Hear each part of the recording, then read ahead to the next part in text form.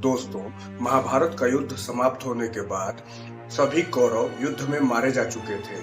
पांडव भी कुछ समय तक राज करने के बाद हिमालय पर चले गए, जहां पर वह एक एक करके गिरते गए और मृत्यु को प्राप्त होते गए।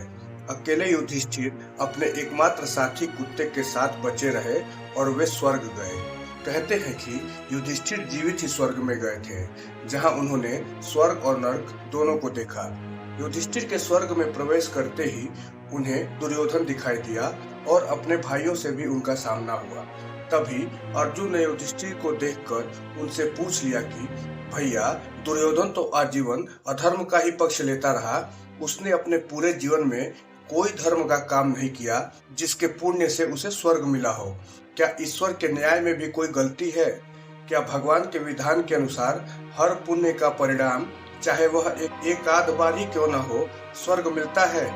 क्या सभी बुराइयों के होते हुए भी दुर्योधन में कोई सद्गुण था जिसके प्रसाद के स्वरूप उसे स्वर्ग में स्थान प्राप्त हुआ?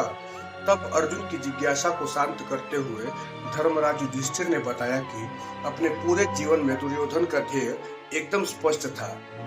उसी उद्देश्य की पूर्ति के लिए उसने हर संभव प्रयास किया। दुर्योधन को बचपन से ही सही संस्कार प्राप्त नहीं हुआ, इसलिए वह सच का साथ नहीं दे पाया। लेकिन मार्ग में चाहे कितनी भी बाधाएं क्यों न आई हो, दुर्योधन का अपने उद्देश्य पर कायम रहना, दृढ़ संकल्पित रहना ही उसकी अच्छाई साबित हुई।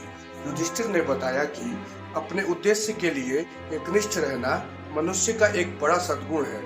उसी सद्गुण के कारण कुछ समय के लिए उसकी आत्मा को स्वर्ग के सुख को भोगने का अवसर प्राप्त हुआ है। युधिष्ठिर की बात सुनकर अर्जुन की जिज्ञासा शांत हो गई और उसके बाद कुछ समय तक दुर्योधन और पांडवों ने फिर से एक साथ समय बिताया। तो दोस्तों, आज की कथा हम यही समाप्त करते हैं। हमें आशा है कि आपको यह कथा अच्छी लगी होगी। आपका यह वीडियो देखने का बहुत बहुत धन्यवाद।